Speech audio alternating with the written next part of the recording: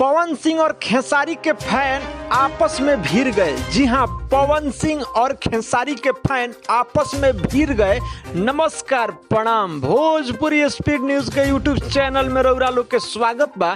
जी हां, रउरा लोग के बता देहल चाहत हई कि भोजपुरी इंडस्ट्री में आए दिन एगो ना एगो विवाद तो थमे के नामे नहीं खिले।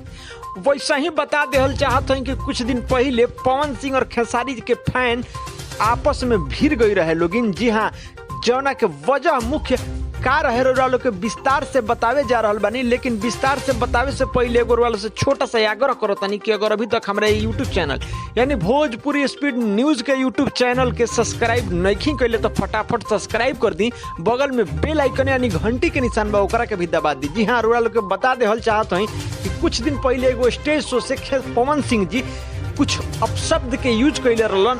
उ देखला के बाद में खेसारी लाल यादव के फैन भी और खेसारी लाल यादव भी कुछ लाइव आके उल्टा बोलन। साथे साथे लाइव आवे के समस्या बढ़ गई और बढ़ला के बाद में पवन सिंह और खेसारी के फैन भी आपस में एक दूसरे के से भिड़ गई। जी हाँ, लेकिन अब ही के समय में मुंबई में खेसारी और पवन सिंह जी के एगो मुलाकात भइल, जौना में खेसारी लाल यादव पवन सिंह जी के पैर छू के प्रणाम कैलन। तो वही जब पवन सिंह जी खेसारी लाल यादव के अपना गले से लगा लेलन। जी हाँ, लेकिन जब खेसारी लाल यादव के पवन सिंह जी गले से लगा ले एक दूसरे से तो गले लग गए, लेकिन का फैन लो अभी भी गला लगल बा। जी हाँ, ई जरूर आप लोग इनके बता देहल चाहते हैं कि फैन लो अभी भी गला नहीं लगल लोग, फैन लो अभी भी एक दूसरे के कटाक्ष कर रहा बालो। जी हाँ, लोग के बता देहल चाहते हैं।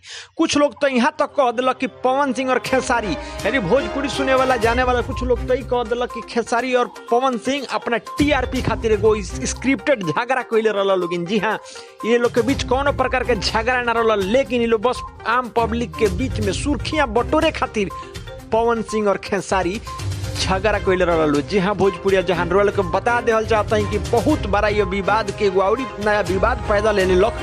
भोजपुरी चाहे वाला लोग कुछ लोग इहो कहता कि अब ये लोग इनके बाइकाट भी करे के चाहिए, काहे कि ये लोग बीच बीच में स्क्रिप्टेड झगड़ा कर रहा बा लोग। जी हाँ, अभी में कितना सत्यता बा तो हमरो नहीं पता।